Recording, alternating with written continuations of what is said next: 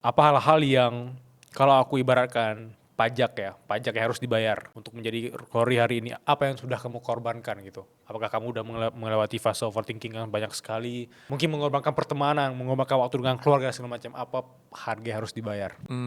Harga yang harus dibayar ya. Mungkin aku bisa katakan bahwa dari dulu aku tipikal orang yang nggak punya banyak teman. Aku tipikal orang yang merasa aman, secure. Mungkin ini juga aku karena I'm very introverted ya. Ya. I'm an introverted person. Jadi aku lebih suka dikelilingi oleh orang-orang yang aku percaya. Sedikit aja, tapi berkualitas gitu. Dan menurutku itu telah membawaku ke level yang sekarang. Yang I value quality more than quantity. Aku menghargai orang-orang yang memang benar-benar tulus dan aku bisa membedakan orang yang otentik dengan orang yang gak otentik.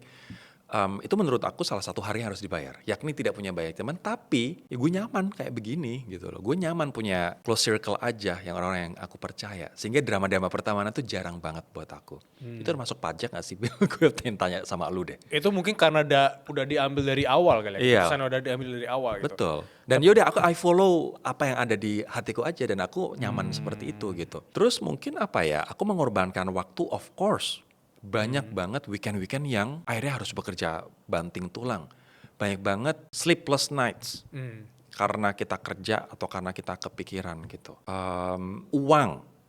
Anaknya suka belajar. Bahkan sekarang aku ambil MBA di saat beberapa temanku bilang, what the hell are you doing? Dan kadang-kadang aku juga berpikir, what the hell am I throwing myself into? Nah, di tengah kesibukan ini masih tetap ambil MBA, apa yang lo cari sih? Gitu. Kadang-kadang aku juga bingung apa yang gue cari sih gitu.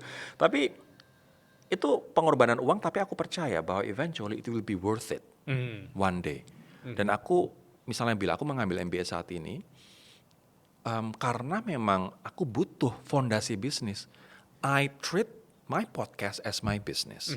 Sama seperti beberapa bisnis yang aku saat ini run dan aku dirikan sama beberapa bisnis partner, aku nggak punya fondasi bisnis, Bill. Makanya aku harus melengkapi fondasi bisnis, memperkuat fondasi bisnis dengan sekolah lagi. Ya udah nggak apa-apa kehilangan uang, tapi I spend my money for my betterment. Dan itu adalah investasi sih. Gitu. Iya, iya. Ya itu benar. Itu justru harga harus dibayar, berarti kan keluar Betul, uang juga. betul. Keluar uang juga untuk memperbaiki fondasi-fondasi yang selama ini gue banyak bisnis kok kayak ada yang missing ya dari. Iya. Iya. Dan itu yang aku maksud tadi, orang-orang berkelas harusnya, orang-orang yang kemudian tahu konsekuensinya, kenapa dia ngambil ini, kenapa dia mengejar hal ini gitu.